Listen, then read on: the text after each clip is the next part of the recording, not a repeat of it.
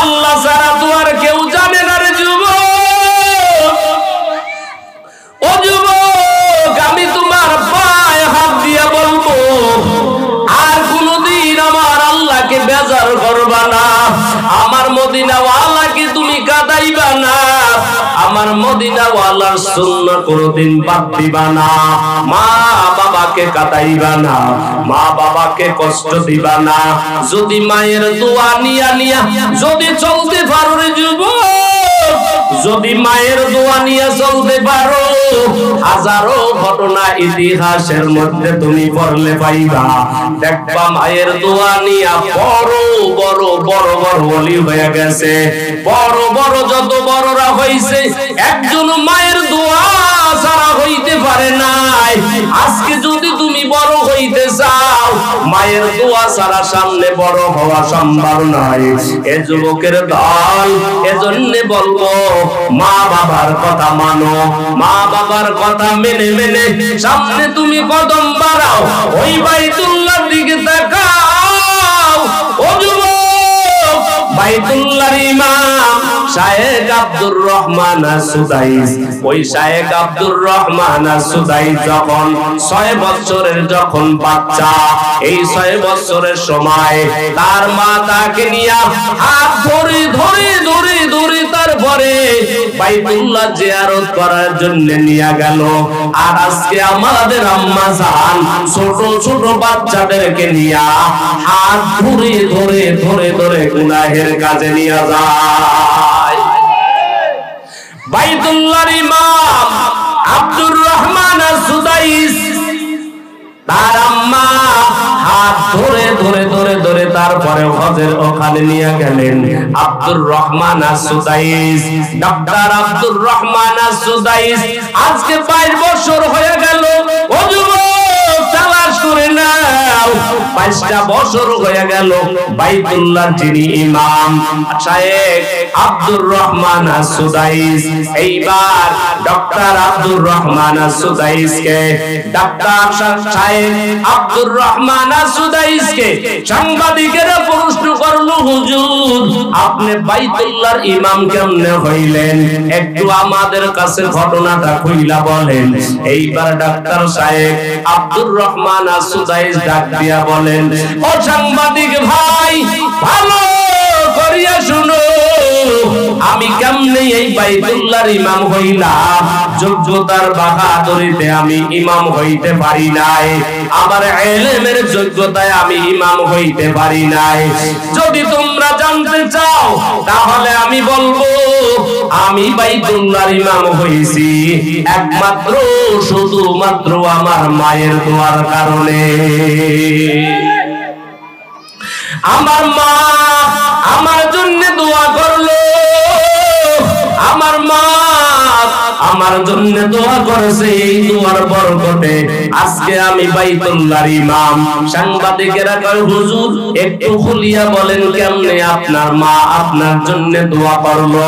এইবার শায়েখ আব্দুর রহমান আস-সুদাইস বলেন, ও সাংবাদিক ভাই, আমার বয়স যখন 6 বছর হয়ে গেল, এইবার আমার মা আমাকে হজ করার জন্য ওখানে নিয়ে গেল। যখন বাইতুল্লাহর কিনারায় যখন হাজির হয়ে গেলাম, এইবার আমার মা বাইতুল্লাহর কিনারায় লাব্বাইক আল্লাহুম্মা লাব্বাইক বলে যখন দৌড়ায়, এইবার আমাকে দাঁড়া করায় রাখলো। এইবার দাঁড়া করায় রাখার পরে একটু পরে দেখে আমি আর এখানে নাই। ভাই কোথায় গেলাম? ভাই আমি যাইয়া বাইতুল্লাহর ভিতরে যখন ঢুইকা পড়লাম, আমার মা আয়েশা কয়, আব্দুর রহমান কই? আসিয়া দেখে আমি আব্দুর রহমান আর ওখানে নাই। যখন ভিতর থেকে আমার মা যখন আমাকে হাত ধরে বের করলো, ডাক্তার কয়, ও সন্তান, তুই তো জানো না এইটা কার ঘর? এটা হলো আমার আল্লাহর ঘর। এই আল্লাহর ঘরের সম্মান তুই ঠিক মতো করতে পারবি না, আল্লাহর ঘরের মর্যাদা তুই ঠিক মতো দিতে পারবি না।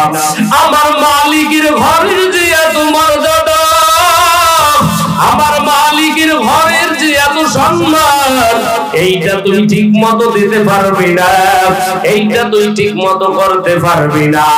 আমাকে হাত ধরে ধরে ওখান থেকে বের করলো। এরপরে আমার মা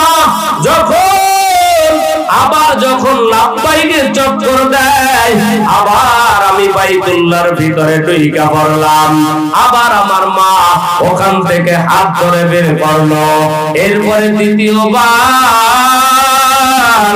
আমার মা যখন লাব্বাইকের আওয়াজ দেয়, আমি আবার বাইতুল্লাহর ভিতরে ঢুকে পড়েছি। এইবার আমার মা আর আমাকে হাত ধরিয়া বের করে না। এইবার আমার মা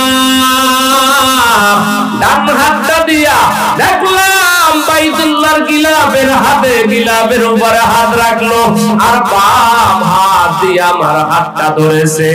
ডাক দিয়া বাইতুল্লাহর গিলাফের উপরে আমার মা হাতটা দিয়া আর বাম হাত দিয়ে আমার হাতটা ধরিয়া আসমানওয়ালাকে একটা ডাক দিছে, ও আসমানের মালিক আল্লাহ, জোরে বলো আল্লাহ, আরো জোরে বলো আল্লাহ।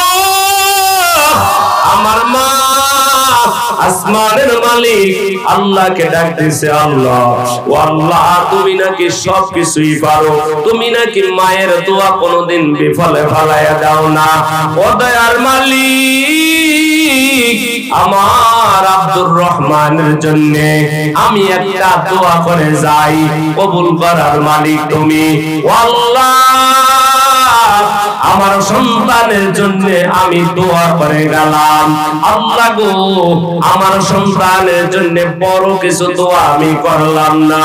ও আল্লাহ, বাইতুল্লাহ গিলাফ ধরে আমি দোয়া করলাম, ও আল্লাহ আমার আব্দুর রহমানকে আজ হোক আর কাল হোক, আল্লাহ তুমি এই বাইতুল্লাহ ইমাম তুমি বানাই দিও।